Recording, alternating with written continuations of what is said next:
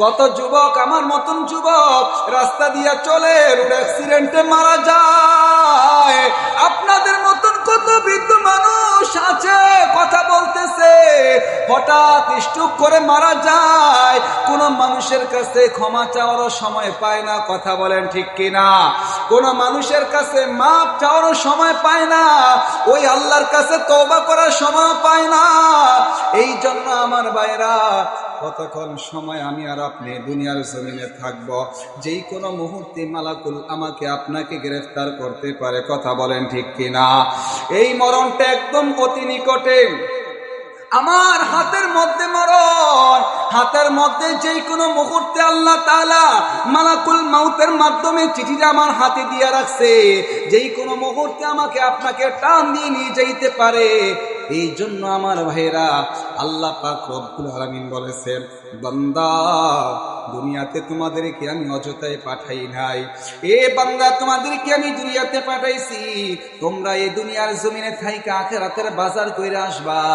এই দুনিয়াতে বাজার করার জন্য পাঠাইছি। দুনিয়ার বাজারে গাই যাইয়া হান্ডু হান্ডু কইরো না।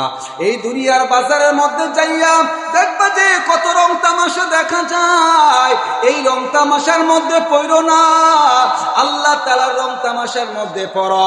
আল্লাহ পাক রব্বুল আলামিন বলেছেন, বান্দা মিফতাহুল জান্নাতিস সালাত, আমি তোমাদের জন্য জান্নাত রেখেছি নামাজের মাধ্যমে। তোমরা দুনিয়াতে থাকো, নামাজ পড়ো।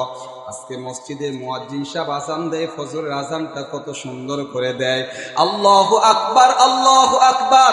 আল্লাহ সবচেয়ে বড়, কথা বলেন ঠিক কিনা? আল্লাহু আকবার, আল্লাহু আকবার। ও দুনিয়ার মানুষ তোমরা শুনো, আমার আল্লাহ সবচেয়ে বড়, আল্লাহর চেয়ে আর বড় কেউ নাই, আল্লাহর চেয়ে আর বড় কেউ নাই, কথা বলেন ঠিক কিনা?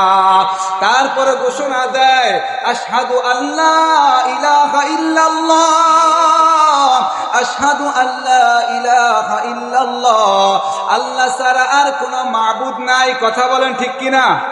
কত সুন্দর ঘোষণা মুয়াজ্জিন সাহেব দিতেছে, এটা আল্লাহ তাআলার পক্ষ থেকে দিতেছে। অথচ আমরা কানে শুনি, অর্থ বুঝি না।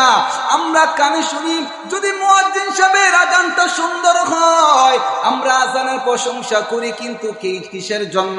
মুয়াজ্জিন সাহেব ডাক দিছে, দিলদার ভিতরে একটা বারো ধাক্কা দেয় না। আরে মুয়াজ্জিন সাহেব ডাক দিছে, আমার আল্লাহ বড়। মুয়াজ্জিন সাহেব বলতেছে আল্লাহ ছাড়া কোনো মাবুদ নাই। মুয়াজ্জিন সাহেব বলতেছে আশহাদু আন্না মুহাম্মাদার রাসূলুল্লাহ, আশহাদু আন্না মুহাম্মাদার রাসূলুল্লাহ। আর বলতেছে হযরত মুহাম্মদ সাল্লাল্লাহু আলাইহি ওয়াসাল্লাম আল্লাহর রাসূল। তারপরে বলতেছে হাইয়া আলাস সালাহ, হাইয়া আলাস সালাহ, তোমরা নামাজের জন্য আসো, নামাজের জন্য আসো। জোরে জোরে বলি সুবহানাল্লাহ। কিসের জন্য আসো? নামাজের জন্য আসো। আরে নামাজের জন্য আসো কেন? নামাজ পড়ার জন্য বলতেছে।